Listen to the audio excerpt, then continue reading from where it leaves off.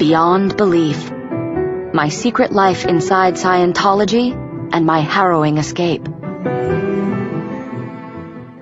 Chapter 18. The questions begin. I returned to Flag with my feelings in a tangle, proud of the work I'd done in convincing my mom to stay, but concerned that I hadn't done enough to help my dad. I'd barely settled back into my life when the news I'd been dreading landed. One of my family members was leaving the church. It wasn't my mom. It was Justin. After everything I'd been through with him, I wasn't surprised that he was finally leaving. My lack of surprise, perhaps more than anything, showed how far I'd come in a short period of time. I remembered how shocked I'd been that first time Taryn had told me that Justin had even considered leaving the Sea Org. How nervous I'd been just to hear someone mentioning the thought of leaving the church. At the time, it had been nearly impossible to fathom that a member of my family wouldn't be in the church. Now, not only could I fathom it, his decision made sense to me. My acceptance didn't make it any easier to say goodbye. For my entire life, I'd been saying goodbye to people. Friends, my parents.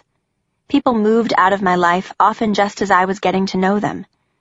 But at least when people left, I always had a sense that they were staying within the church, that somewhere down the line I would get to see them again. As I watched Justin prepare to go into the WOG world by himself, I had none of that optimism. I didn't know whether he would be declared an SP or not, but there seemed a good chance that he would. The rule was that anyone from INT who left the Sea Org was declared an SP, and prior to his RPF, that's where he'd been stationed. I knew I had to recognize the possibility that we would never again speak to each other. Making things harder was that my other brother, Sterling, was not much of a presence in my life. In fact, I didn't even know if he was aware that his own twin brother was leaving. Sterling was stationed at INT, and we didn't really keep in touch.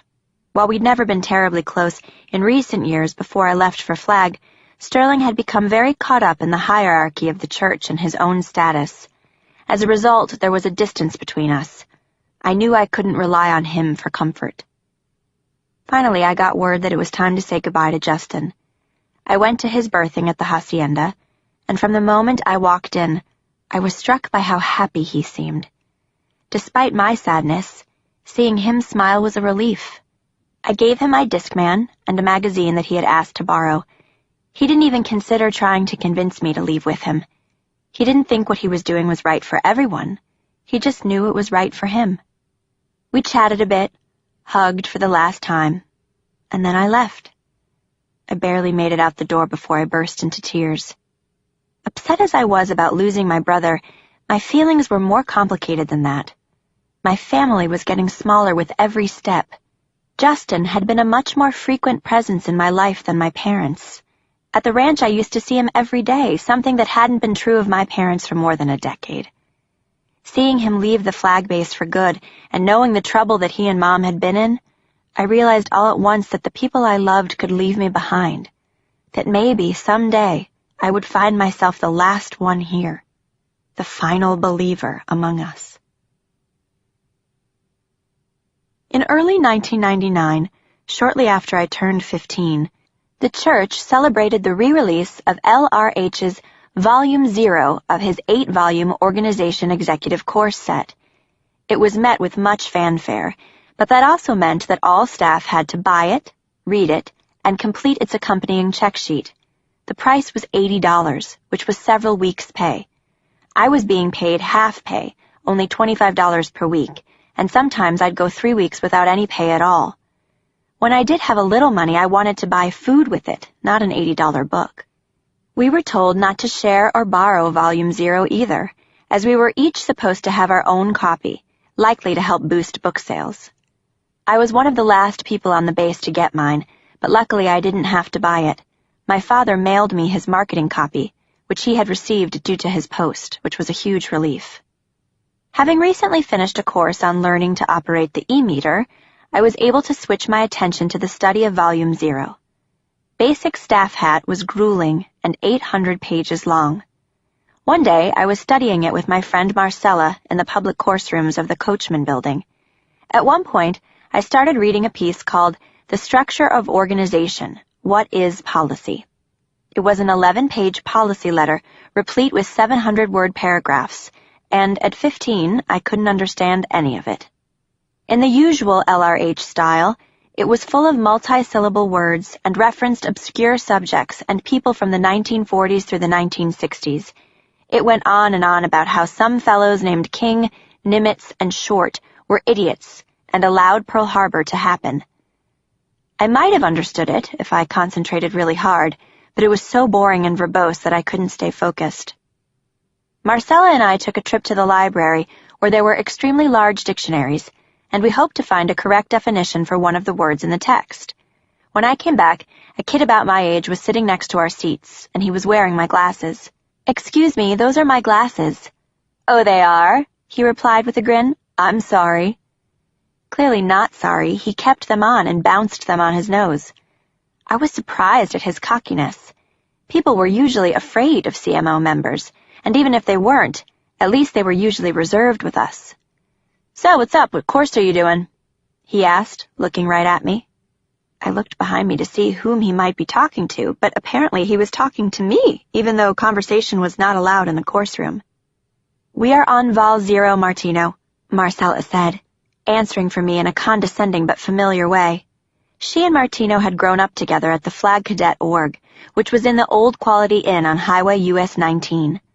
Unlike at the ranch, Sea Org members at Flag who had children were allowed to spend nights there with their kids and were provided bus service to and from the base. Some of the motel rooms had been converted into course rooms, so the cadets could do their schooling. Sea Org members who were under 18 took the bus there once a week, usually on Sundays, to do our schooling, returning to the hacienda by 10:30 that night.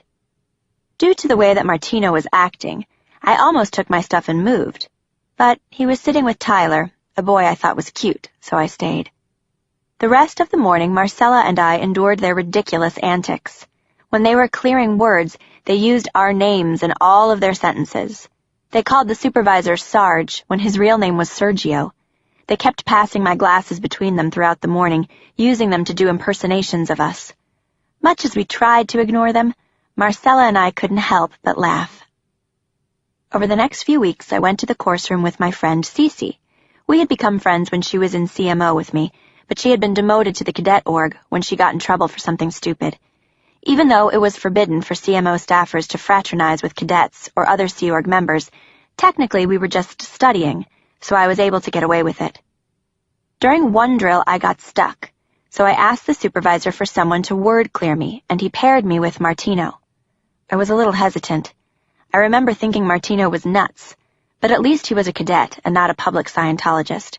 They were always awkward to work with.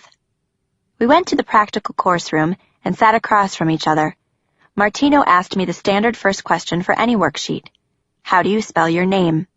As soon as I told him, he abruptly asked me a second question, one that was not part of the patter. "When do you see your parents?" I was a little startled, because I realized he was asking me this on account of seeing that my last name was Miscavige. Nobody had ever asked me that before. I could have ignored it, but I found myself wanting to answer.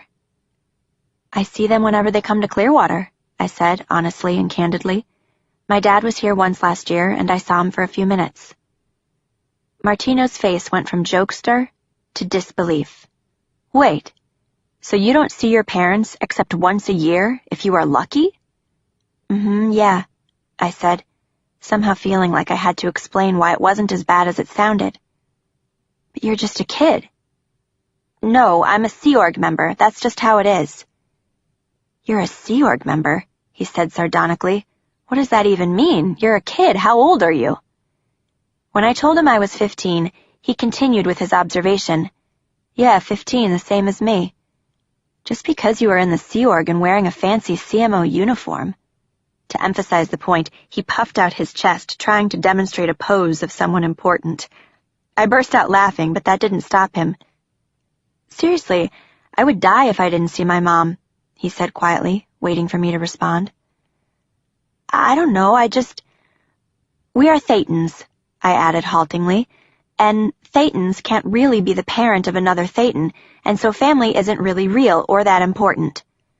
I was reciting what Aunt Shelley had told me in her office all those months earlier, after I had returned from visiting my mom. "Yeah, but don't you miss your mom?" he asked, almost pleading to my true self. His genuine concern almost made me cry. Just earlier that day, Mr. Ann Rathbun had pulled me into her office and shown me an opened letter from my mother. In the letter, Mom, who was still on RPF, told me how well she was doing in getting through her program. She talked on and on about how much she loved the gardening and how certain things reminded her of me. She had enclosed some pictures and told me how much she loved me. I dared not show my emotion in front of Mr. Rathbun. I wanted to take the letter home so I could put it under my pillow and read it over and over again. But when I got up to leave, Mr. Rathbun picked it up. I looked at her, and she told me she would be keeping it, as it had confidential photos of Int in it. Of course, I should have expected as much. It was weird that Martino would have any interest in my relationship with my mother, but I was drawn in by his curiosity, as well as by his honesty. He didn't seem to be putting on airs, and he certainly wasn't trying to pretend that he was more ethical than I was. There was something very natural about him that I hadn't encountered before. I didn't even know him, but somehow he seemed to think like me. Whereas for years everyone had been telling me that the way I missed my parents was wrong, that I should be accustomed to not having them around, he was the first person who seemed to acknowledge how strange the situation was. Everyone else simply said that the way I was thinking was wrong. Listening to him talk was the first time that it had even occurred to me that maybe they were the ones who were wrong, not me. Over the next few weeks, Martino and I started working together all the time, although we hardly did any work. We talked about everything. He told me about his early boyhood in Italy, and how his parents split when he was young, and he moved to Florida with his mother. He was really close to his mom and would have been lost without her. He spoke about growing up at the Flag Cadet Org, and I described life on the ranch. Apparently, there was a huge discrepancy between the two when it came to labor and enforcement. The Flag Cadets weren't required to work, and if they were asked to do so, many of them would simply refuse. Instead, they might walk to the movie theaters down the street because the Flag Cadet Org wasn't in a remote place like the ranch. Unlike us, they were not considered Sea Org members, although almost all of them also ended up in the Sea Org. As much as we shared stories from our past, we were also 15-year-olds who liked each other. Sometimes we would supposedly work in the library, which had more space. We loved picking out random encyclopedias and reading about different subjects. Not surprisingly, Martino's favorite subject was sexual behavior. I thought it was funny how open he was about it. When we spoke about Scientology, it wasn't just the usual patter. Instead, we actually spoke about belief, something we never did in any of our courses. We talked about Thetans, and how he wasn't at all convinced that he actually was one. I couldn't believe he was saying that. I told him that I unequivocally knew that I was one. "But how do you know?" he asked. "I just do," I replied authoritatively. But the truth was I really didn't know. This was what I had been told since my earliest childhood, and I believed it. However, I couldn't say why I believed it. I'd never thought of myself as just a body. I'd never thought of myself as just a piece of meat, the phrase Scientologists always use to refer to the human body. The idea that Martino believed differently made me think about the whole concept of a Thetan with a scrutiny that felt foreign. Other times we found ourselves talking about Scientology's most precious secret, the OT levels. Because Flag was one of the few bases where the higher OT levels could be administered, there was an air of secrecy about them everywhere. Frequently, the higher-ups briefed the staff about the increased security around the OT levels, taking pride in the fact that the levels were safer than ever. They'd make announcements listing out the various measures that had been taken to make the delivery of the OT levels completely secure. Some parts of the base that dealt with the OT levels were only accessible through a combination lock and special key card, and there were other special security measures as well. Not surprisingly, all of this secrecy only made me more curious about the levels themselves and the secrets that they held. I can't say whether it was deliberate strategy by the church, but the end result of this security talk was a powerful desire to learn the truth. I couldn't wait to climb the bridge and find out what the OT levels were. I figured they had something to do with how we all came to exist, which was something I often wondered about. Occasionally, I'd try to get the librarian to reveal information about the levels to me, or at least hint at it, but not surprisingly, she refused. She knew as well as I did that there was a risk I could be physically harmed if I learned the levels out of order. Compelled as I was by the mystery of the levels themselves, this concept of physical harm also perplexed me. Talking all this over with Martino, I kept coming back to this simple question. How can information hurt you physically? It made sense that information could upset you emotionally, but physical harm was a different story. I tried to imagine what that harm would be. Something about the whole idea seemed wrong, but the threat of pain and even death inspired fear nonetheless. My discussions with Martino always possessed an openness that I hadn't encountered before. They weren't regimented or scripted, they just sort of unfolded depending on how comfortable we were and what we felt like sharing. It wasn't long before I confided in him that my mom was in trouble and on the RPF. As I told him the story of what had happened, he was visibly moved by my words. From then on, he would always ask for updates about my mother, often becoming as excited as I did when a letter from my mother arrived. Since Mr. Rathbun always kept the letters, I could never show them to him, but he was enthusiastic about them nonetheless. More than anything, it was this sincere concern that made me feel more comfortable with the skepticism he displayed about the church. Because he was so good-natured, I could see that it didn't come from some sinister desire to be troublesome or get me in trouble. He wasn't a bad person, and he wasn't trying to undermine the entire church. He was just trying to understand the world he had grown up in, and in doing so, was asking some uncomfortable questions. It wasn't just Martino's earnest approach that opened me up to these ideas. After everything I'd been through with Justin's departure, and my mom almost leaving the church, I was also at a point where I'd started to acknowledge that plenty of people, including those I cared about most, had these kinds of thoughts. If I'd met Martino just a year earlier, I probably would have dismissed his questions as invasive and dangerous. Now, in part because of what had happened to Justin, I found his preoccupations becoming my own. It wasn't one big issue he raised, just a lot of little ones. Why had I been separated from my parents? What did these courses really mean? Why did we all have to work as we did? What does it really mean to be a Thetan? It was a lot to take in, but it was also energizing to think about these issues in such a different way. Of course, the tricky thing about these little questions was that once I started asking them, it was hard to stop. After a few months, Martino was by far the best friend I had. He knew everything about me, and I about him. He understood things in a way that my friends in CMO didn't. Now they all seemed so fake and so robotic. I became friends with his friends. Tyler was in that group. He was cute, a goofball, and a good friend, but by now I'd fallen for Martino. The best part was that he clearly felt the same way about me. The only problem was that because he wasn't in the Sea Org, he and I weren't supposed to even talk outside the course room. So we had to do our best not to let others know what was going on. Neither of us let the fact that we were not supposed to speak get in the way of our friendship, but it certainly complicated life. Being friends with Martino made it much harder to relate to other people in the CMO. People in the CMO didn't think like he did and didn't have discussions in the same way. It was hard to go from being open and honest to stifling everything. This was especially true with Olivia and Julia, with whom I worked. They'd always been intense about their work, but after I began to spend time with Martino, I started to see they weren't just intense. They used the power of their positions to intimidate the rest of the group.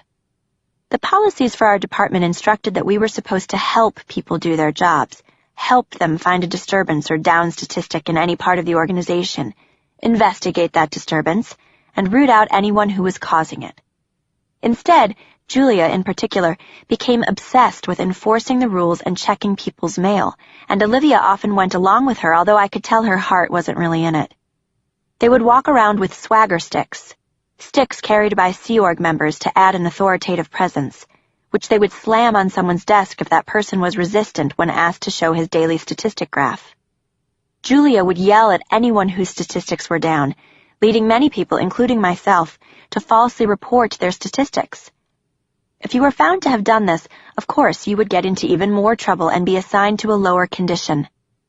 People who flunked meter checks would be put into a metered ethics interview, during which Julia would yell at them to come clean with their transgressions while she loomed behind the e-meter operator. Around this time, members of the CMO staff were chastised in front of the entire group for going to the canteen at night and fraternizing with flag staff. Some were brought up in front of the group for daring to wear tank tops, which were considered too skimpy. The CMO group as a whole was put in a condition of danger, and movies, outings, and libs were canceled until that changed.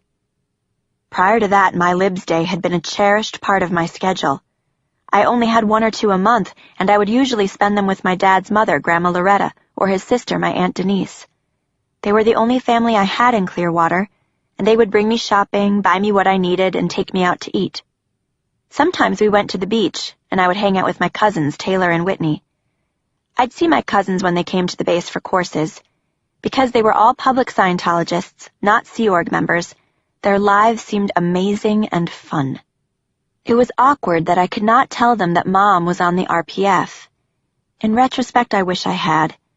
They were the few actual support people I had, and they would have given me the help I needed.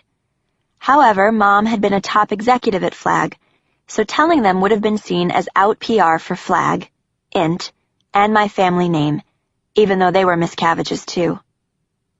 When it came to matters of ethics for Sea Org members, it was not the business of people in lower orgs or outside the Sea Org to know about them. Mom's case was even more classified, because she was David Miscavage's sister-in-law. The risk of embarrassing people and my family was too great, and I was afraid of the consequences.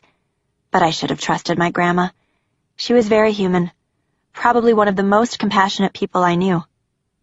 There were a few times when I was on libs that she had broken down and told me that she wished she could see my dad more. He was at INT and rarely had time off. She also complained about Aunt Shelley, who had made my cousin Whitney cry by criticizing her because Whitney wasn't in the Sea Org. It wasn't just Aunt Shelley who Grandma Loretta had a problem with. She didn't understand some of her son's own rules. A medical nurse by training, she didn't like the fact that the local RTC reps oversaw her exercise program, and she couldn't understand why she wasn't allowed to be a nurse herself. According to her, Uncle Dave didn't allow it, but I had no idea why it wasn't allowed or if it was even true. I assumed that Uncle Dave didn't want his mother working as a nurse because the medicine field was looked down upon for often prescribing drugs. Nursing work was also an admission of the power of the body. Regardless, I didn't ask questions because the stakes were too high. Delving into Grandma Loretta's disagreements with my uncle could put me in dangerous territory, and I might be questioned as to why I didn't defend Scientology's leader, who was so hardworking and doing so much for us.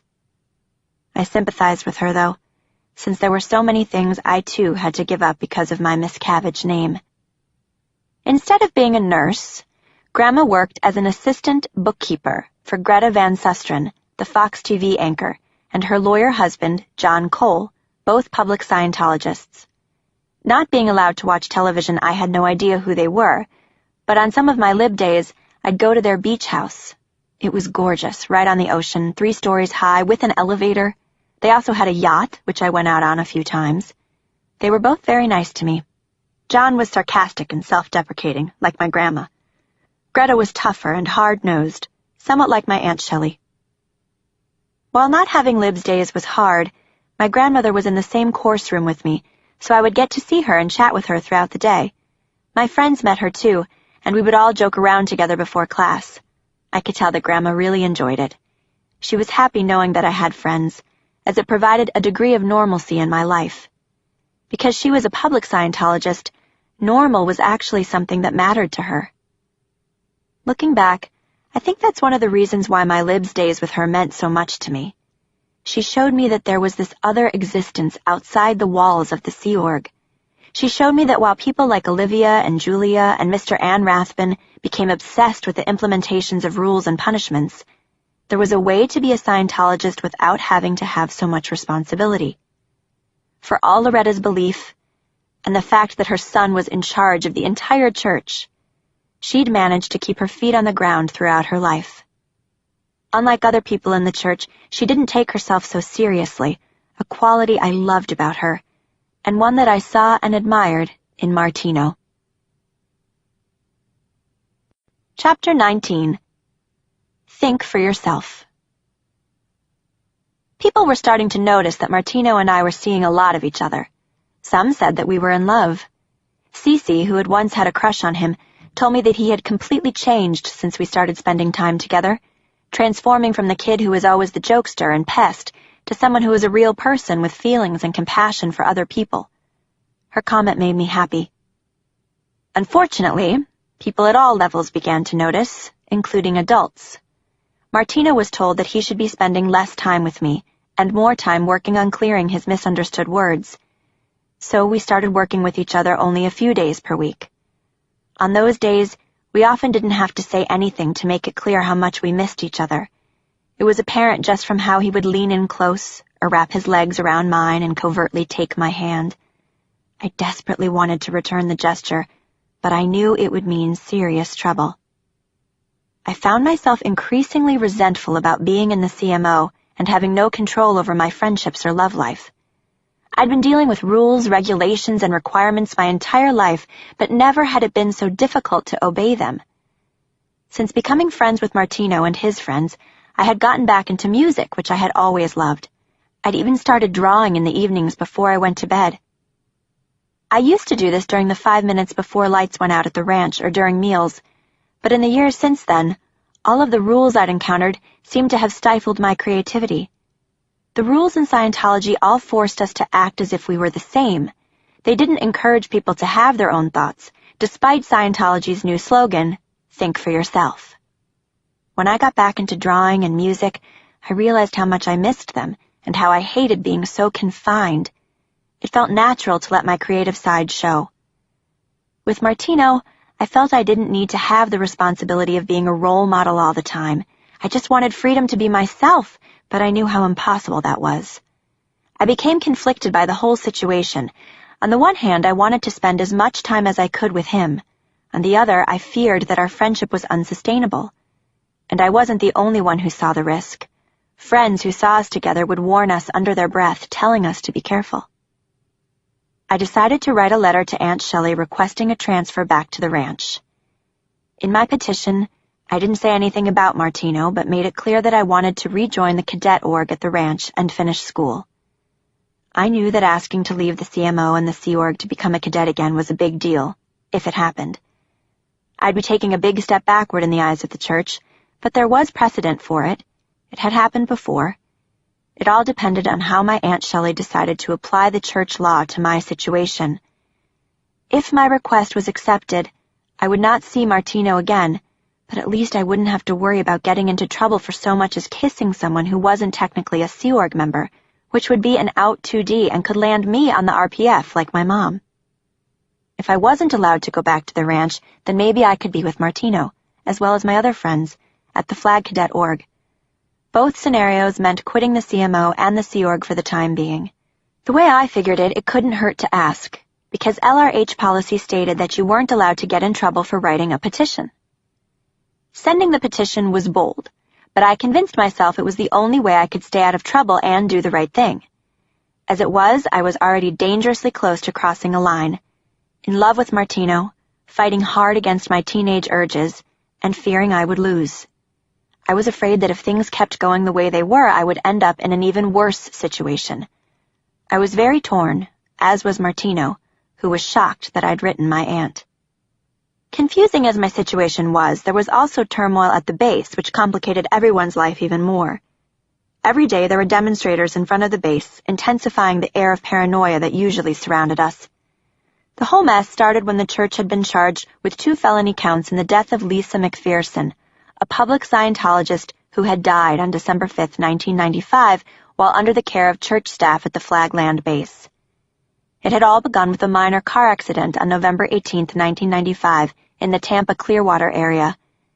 Paramedics determined that Lisa, who was 36 at the time, was unharmed physically, but was exhibiting unusual behavior, like trying to take her clothes off.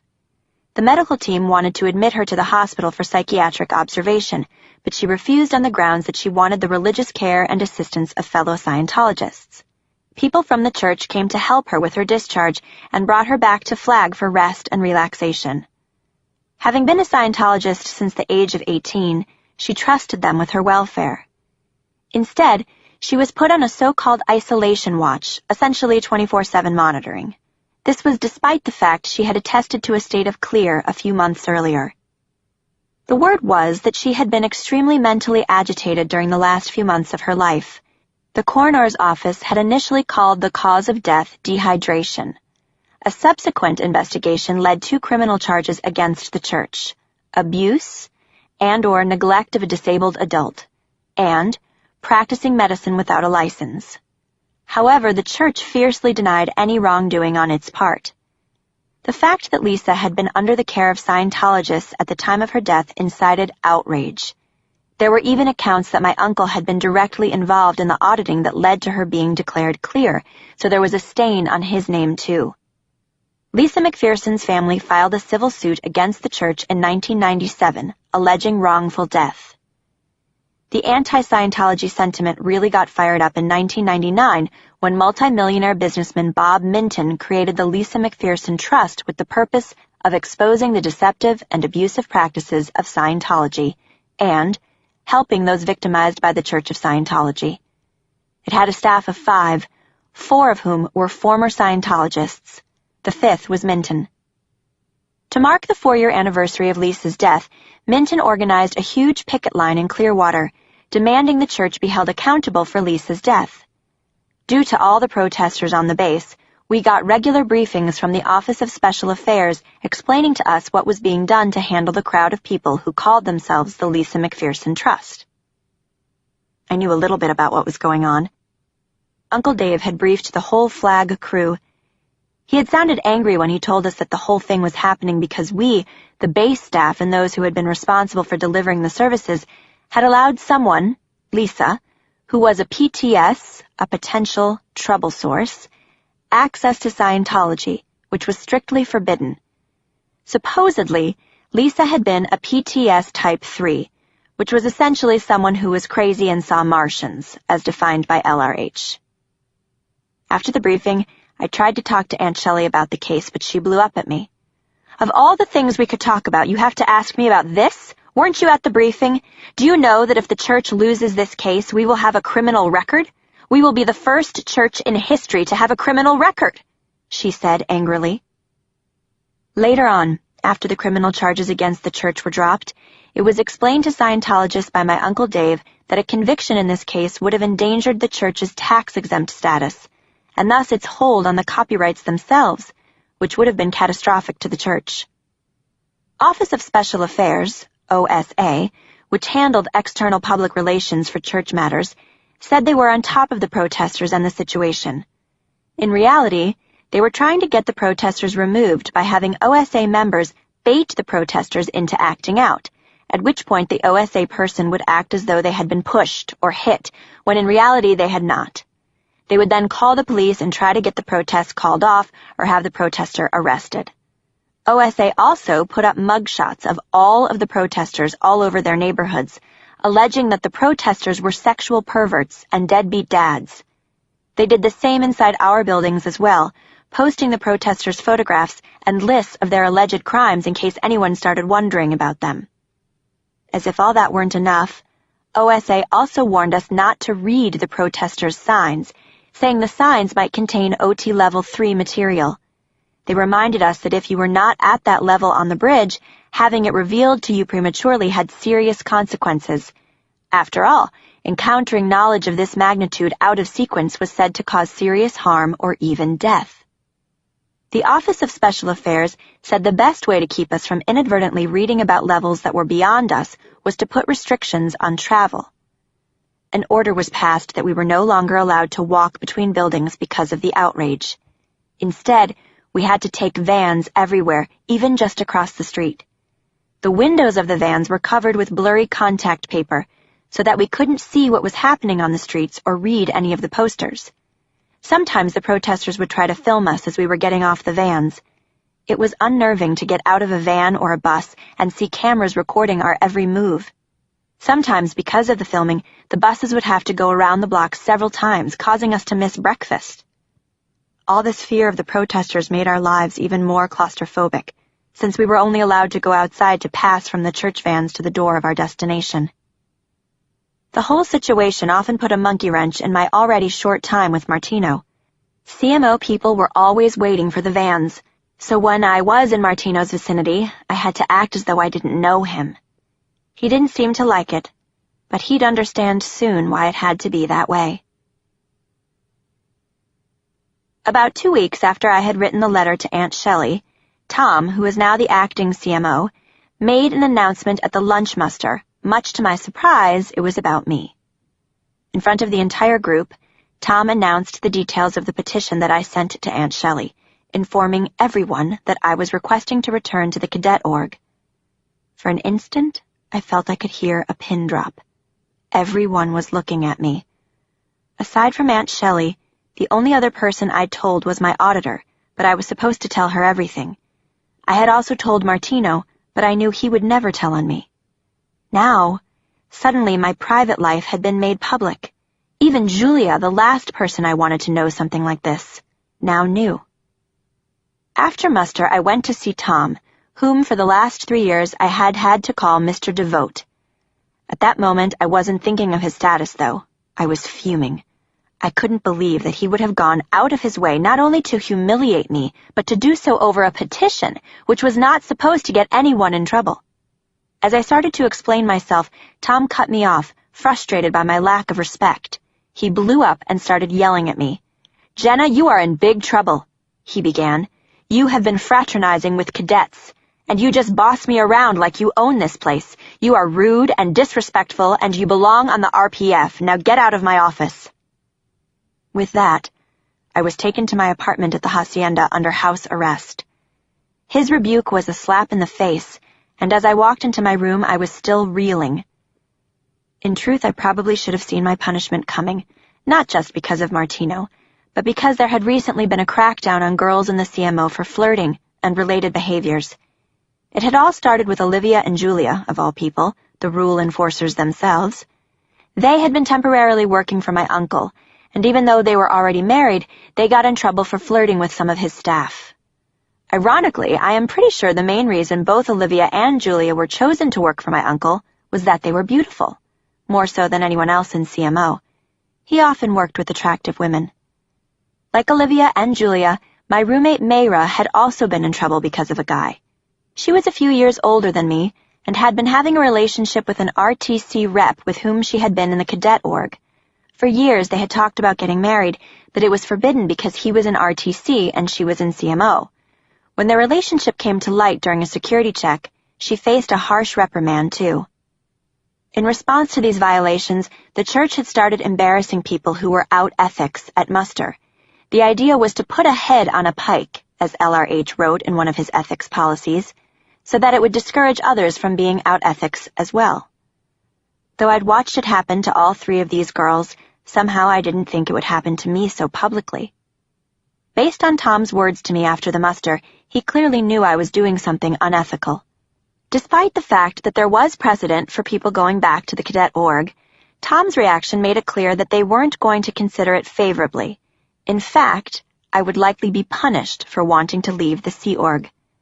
Still, I couldn't believe that Tom was threatening RPF simply because I'd written a petition. After everything I'd witnessed with my mom and Justin, simply hearing the letters RPF triggered a visceral response. Whatever I was guilty of, whether it was my time with Martino or my desire to become a cadet again, a punishment of RPF did not fit the crime. After all, I'd been trying to do the right thing. Collapsing on my bed, I found Mayra in our room as she too was under house arrest. In addition to the relationship she'd been having, she'd even tried to take off a few days earlier, resulting in full-time watch and our rear sliding glass door being bolted closed. She'd tried to blow the Sea Org and had been caught in the process. Escape attempts like hers were a rare thing and a big deal. The punishment was always swift and harsh. Because I hadn't seen her trying to leave, I'd been considered suspect as well, though now I had bigger problems to worry about. A short while later, news came that I would be doing messed work with Mayra and several others who were also in trouble, but I refused. I knew what I was doing was wrong, but I didn't believe that forced labor was a punishment that I deserved. Lower conditions maybe, but not labor. I had written the petition to Aunt Shelley in an attempt to do the right thing. I had also told my auditor about my fraternizing with Martino, and she had assured me I wasn't doing anything wrong. Yet, I was being harshly punished. Mayra tried to convince me, telling me that she knew how I was feeling, but I was defiant. By now, it was evening.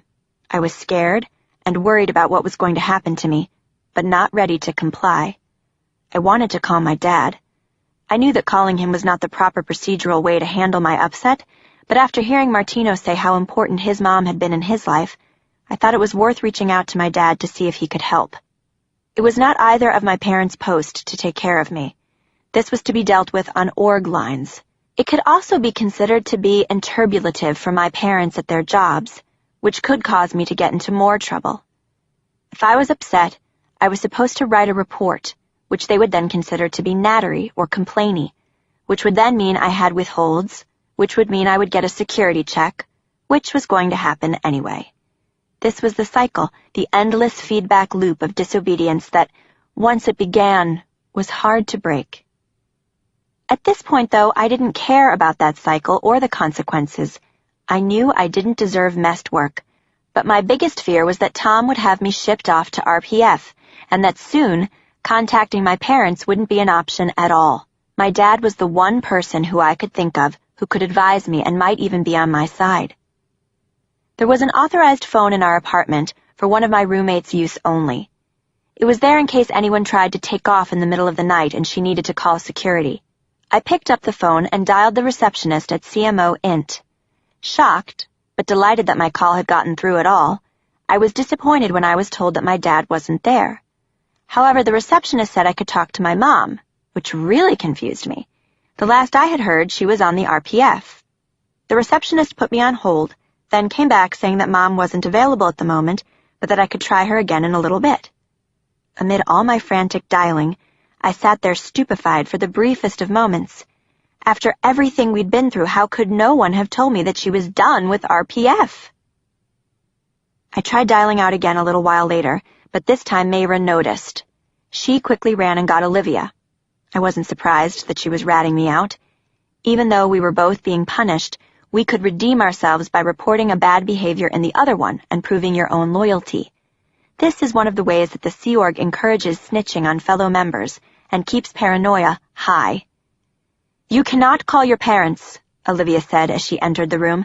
"Go fuck yourself," I shot back, not caring anymore what the consequences were. I picked up the phone again, but she held down the button. No matter how hard I tried to get her to stop, she wouldn't. "Fine, I'm going to the payphones." I started out the door, but Olivia blocked me. I tried pushing to get through, but Mayra joined in and wouldn't let me leave. "Sorry, Jenna, I just can't let you do this," Mayra apologized, but I easily broke free of the two of them. A girl from next door joined in trying to stop me as well, yelling how unethical I was. Each of them had a hold on one of my limbs. I was struggling and fighting, trying to break free, but they wouldn't let go. When I finally escaped, my old friend Melinda Bleeker raced in and jumped on me too. I spit in her face, which made her let go for a second. I might have managed to bolt out the door but for the security guard who had arrived on a bike after being summoned. He told me I was not going anywhere, and he meant it. By now, I was flailing my arms and legs just trying to get away. All I wanted was for them to let go of me, but they were pulling me in 4 different directions. Even when I got away from one or more of the girls, though, I couldn't get past the security guard. I knew the back door was bolted shut from Mayra's attempted escape a few nights before, so that was not an option. Apparently, capturing me was Mayra's chance to redeem herself, because she was relentless. Several times I almost got away. Then I saw Tom standing outside the door, obviously alerted by Olivia. He was going to use the firm, rational approach to get me under control. I was so angry that I refused to speak with him, but I quickly realized that he was my only way out. "If you calm down, Jenna," he said, "I will take you upstairs to my berthing and see if we can work this out." Tired of fighting, now apathetic because I couldn't get away, I reluctantly agreed. When we got up to his room, we each took a seat. "I hadn't intended for things to go this far, but I don't understand what's happening with you. It's like you've become a different person. What's going on?" he asked. Stupidly, I tried to be honest. I told him the full story about Martino, how I felt about CMO, and why I had written the petition to Aunt Shelley. As I finished, he paused for a moment as though still taking it all in. "I understand, Jenna. I'll try to get things back to normal tomorrow." The next morning, I went to course, where I saw Martino and told him everything that had happened. He was disturbed and worried for me. To him, the whole situation sounded crazy.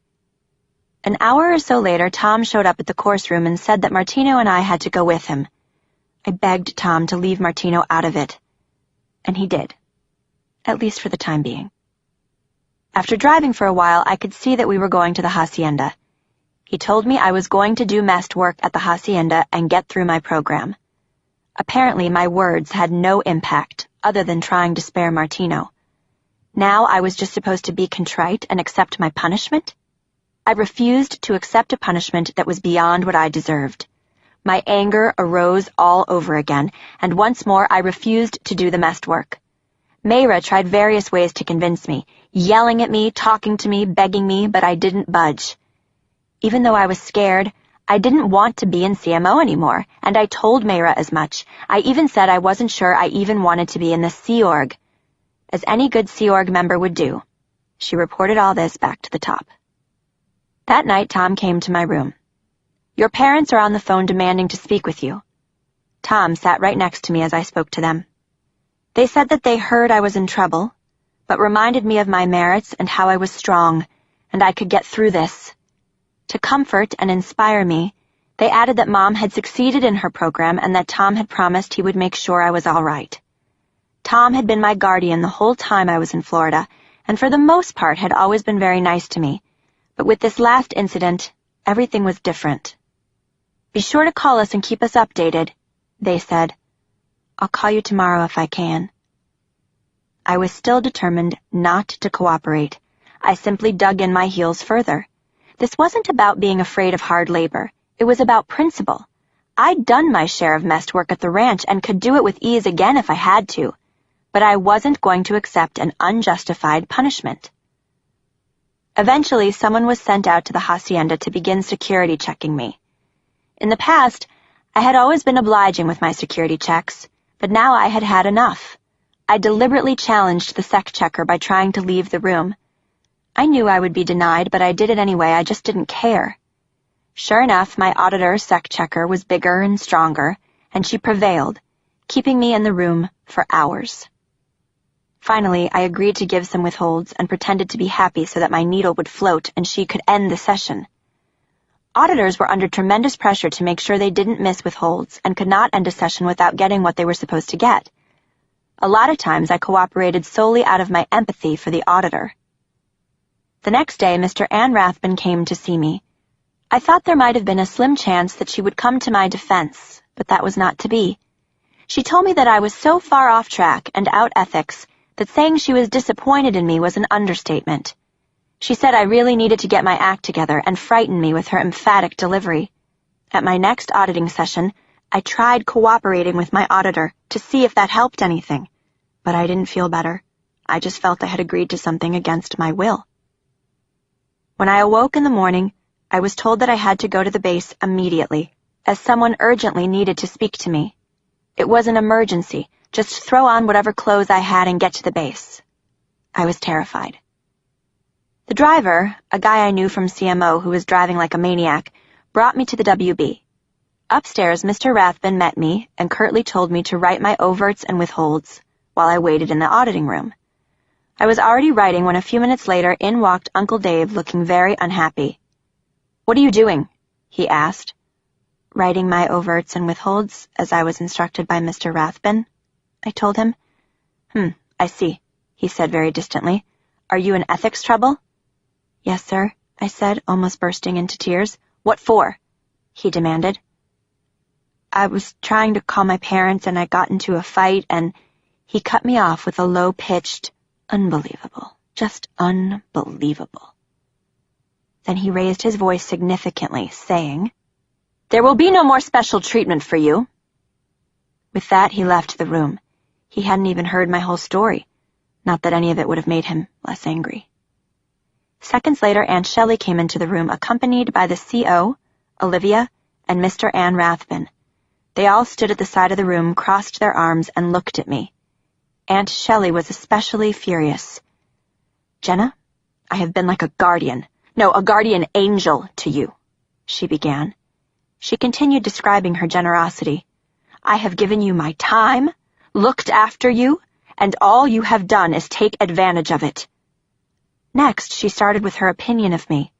"You have been completely outrageous. What do? You find some loser and start acting like him?" Apparently, she was referring to Martino. She went on and on, telling me how the only person on the planet allowed to call the int base was Uncle Dave. She cited my long history of running to my parents whenever I felt like it, violation 1, distracting them from their jobs, and violation 2, being so needy and entitled. I tried to say that I had only seen them both once in the last 3 years, so how could this be true? But she cut me off. "Don't you dare backflash me," she commanded. She continued with her grievances, using my petition and anything else she'd heard about my behavior. I was grossly out ethics for flirting on course, just one step down from having sex in an auditing session. I had always been unethical and uncooperative with my auditors, and now I was even getting into physical fights with them, punching Olivia and spitting on Melinda. Throughout her rant, she had been looking at me with fury, and I finally began to cry. "Yes, acting like a baby," she said angrily. "Just another one of your tactics, so stop it now." I sucked it up with all of my might, but she wasn't done. "Everywhere you go gets ruined. The ranch was created because of you, and now it is because of you that it is a giant mess that I have to handle." At this point, she could have been saying anything. Her claims were so ridiculous.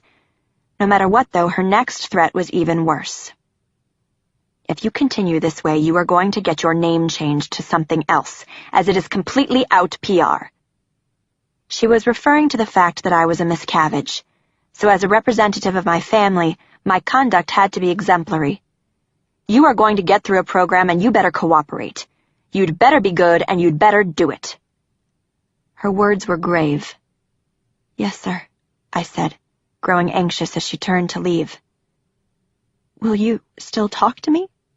I pleaded, trying not to cry again.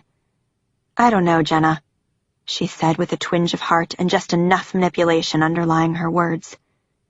"Maybe if you get through your program." With that, the whole group filed out of the room. I couldn't believe how I had come to this, how unethical I had been. I had risked losing everything I had worked for and dreamed about my whole life for some guy I just met a few months ago. I knew that I had to make up for this, that I had a long road ahead of me, but I vowed to myself I would. As I was finishing my thought, Anne Rathbun returned to the room, closed the door, glared at me, and told me to pick up the cans. Chapter 20. Punished. Mr. Anne Rathbun gave me a metered ethics interview, essentially a one-session security check, then immediately demoted me to the CMO EPF. With everything that had gone down, and the fact that my uncle and aunt had gotten involved, I was just happy the punishment wasn't worse. I could not believe that I was back there. I had been demoted and had to wear a different uniform to show it. Because of the crackdown on flirting, Mayra, Julia, and another girl were all with me. While not nearly as strict or isolating as the RPF, it was nevertheless demeaning, as it was intended to be. We were all put on rice and beans for every meal. I was subjected to security checks and assigned the laundry and cleaning duty. We still lived in our berthing at the hacienda. At first, I'd go to sleep every night beating myself up about my flaws, thinking I was the most worthless person in the entire Sea Org. I didn't regret meeting Martino, but I was disappointed in myself for being unethical. I didn't know how I could have betrayed my family in this way, or why I had put up so much resistance. I knew I had a long way to go to be the nice, respectful, and conforming person that I expected to be. I'd wake in the morning totally discouraged, no end in sight, with a dark cloud hanging over my head. I was told that Cece, Martino, and Tyler, and the others were only my friends because of my name, and not because I had anything likable about me. I wasn't allowed to speak to them. I had no life and nothing to look forward to. I had to gather all my strength to get up each morning and do what was expected of me to get out of this mess. All this was exactly the reaction they wanted. In many ways, this was how I felt when I'd first come to Flag at age 12, only this time it was much, much worse. Mayra was assigned to watching me and had to keep me in sight at all times. Even in the bathroom, she had to wait outside my stall. I was forbidden to use the phone to call anyone, including my parents. Our laundry chores were downgraded, as we were now not trustworthy enough to do the laundry for the executives. Instead, we had to do it for the CMO staff.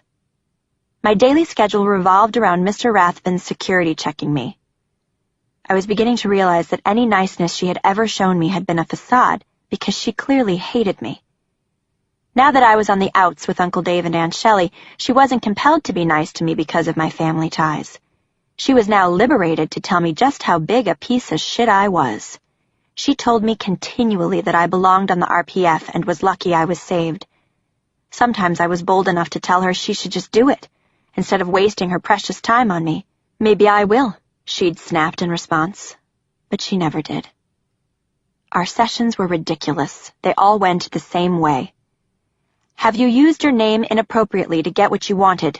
she'd ask, then look at me expectantly, as if the meter had indicated that I had.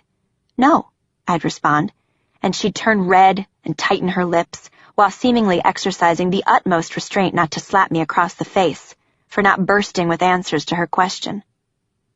20 minutes would go by with her asking the same question, and finally I'd make something up. "Okay," I'd begin, and continue with something like, "The other day the crew steward came to our table and asked us if we needed anything. I asked if he could please get some butter. He did so really quickly, and I think he did it so fast because he knew who my uncle was, and I felt guilty about that."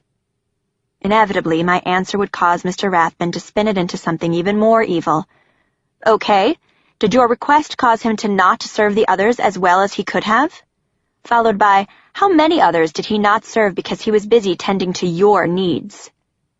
The meter thought the correct answer was 15, so I just agreed.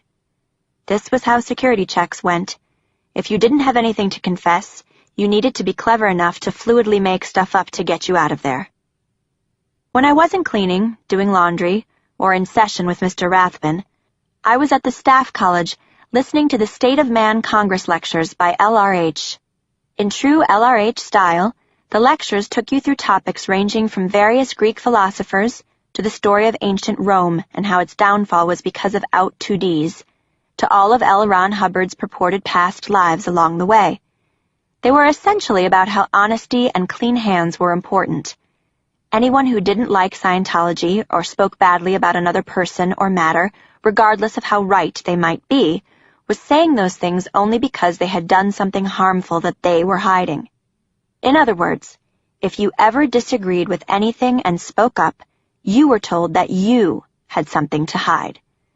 And if you had nothing to hide in the present, then your transgression must have stretched into a past life. I never knew if I felt this way because I had the worst hidden crimes of anyone in the world, crimes so bad they were hidden deep inside. If I had hidden crimes, as everyone kept telling me, what were they? One afternoon, in the middle of another monotonous day, I was in the staff college listening to my tapes when a girl whose face I knew walked in. It was Kiri, followed by about 20 other kids from the ranch, including BJ. I was shocked. I couldn't imagine what they were doing here. They all saw me and smiled and waved excitedly, but when they tried to approach, the supervisor told them to move along, as this was strictly forbidden in the course room. Ever mindful that Mayra was always watching me, I was also aware that she wasn't obligated to follow me into the bathroom when we were both on course. I just hoped that Kiri would use the same strategy. Sure enough, about 20 minutes later, Kiri and my friend Caitlin gave me a silent signal stare and walked into the bathroom. I waited at least 45 seconds, then got up myself. "Where are you going?" the supervisor wanted to know. I told her I needed to go to the bathroom, and she allowed it on the condition that I'd be meter-checked afterward. Give me 10 meter checks, I thought. I didn't care. I just wanted to see my friends. They were waiting for me there. I gave them huge hugs and was so excited to see them. I asked what they were doing there. "We're on the EPF," Carrie said. "We're going to be posted at Flag." I was shocked. "What about the ranch?" I asked. Your mom and dad have been on some special project at the ranch to find guardians for all of us and send everyone to flag, or if they were unqualified for flag, to pack. There is nobody at the ranch anymore." I was speechless. It was hard to believe that the ranch was empty of kids. No one knew for sure why it had closed, but years later my mom mentioned how Uncle Dave had told her that the ranch was not only a waste of money, it was a distraction to the parents at the int base. The kids needed to learn Scientology and learn a real job. Shocked as I was, I could barely contain my excitement that they were in Clearwater, but I could see the fear on their faces. They had all just been sent 3,000 miles away from their parents, who were at int. At least they came together. When I made the trip 3 years earlier, I was all of 12 and all alone. I hugged them again and told them it was going to be okay, that they would like it here. They could see from my CMO EPF uniform that I was in some kind of trouble, and I briefly told them what had happened. Just then, Mayra walked into the bathroom, obviously knowing what was going on but not being in a ratting mood, thank goodness. She seemed to be willing to keep our bathroom rendezvous secret, but she did give us an, "Okay, wrap it up," look. Kiri, Caitlin, and I grasped hands, then went back to study. For the next few days, the highlight of my day was when they would all walk into the course room and smile and wave. I would always try to get a seat facing the door, even though it wasn't always possible. Another time that week, I went to their course room under the pretense of cleaning up. Kiri was in tears, telling me how scared she was to be so far away from her parents. I tried to reassure her, telling her how I'd be there for her. Later that day, I decided to try to advocate for my friends, who were definitely struggling. Since my own experience had been very similar, I was in the perfect position to help. I wrote a letter to my CO, telling her that some of the transferred cadets might be upset or distressed because they weren't going to be seeing their parents anymore. I told her that Kiri was downhearted, and maybe there was something we could do, like give them a session to make them feel better. I even offered to meet them and give them a pep talk. My plan backfired. The next day, my CO pulled me aside and screamed at me. "The kids from the ranch haven't even been here a week, and you are already poisoning them?" she yelled. "I spoke to Kiri, and she is totally fine." With that, she told me I was forbidden to speak to or see them again. I felt my face flush with anger, but one more backflash and I was off to RPF. Julia was already on my last nerve with her frequent and purposeful personal attacks. Not only was she the ultimate tattletale, but she now hated me, which was a lethal combination. She would be excruciatingly sweet and kind when any execs were nearby, then look at me with disgust the moment they left. She started getting more and more in favor with the execs, mostly by kissing butt and putting others down. On the contrary, I was told to take different routes into and out of the WB so that I would never have to cross paths with Uncle Dave and Aunt Shelley, as I would just interbulate them. It was hard enduring weeks of hearing all the negative labels being attributed to me by Julia, my CO, and Mr. Ann Rathbun, who would launch personal attacks on me after every session, calling me out ethics, a criminal, and finally an SP. All of these instances of people telling me how bad and evil I was forced me to look at myself and examine my feelings, intentions, and what I really knew to be true. As a result, I underwent a mental shift. I came to see that all of these people telling me that I was bad were just a bunch of hypocrites. They claimed to care about other people, but in reality, their selfishness was quite transparent. All you had to do was look for it and trust yourself. I knew I'd done things wrong, but I also knew that my transgressions, despite what people around me were saying, were not evil. Suddenly, I wasn't afraid to call things what they were or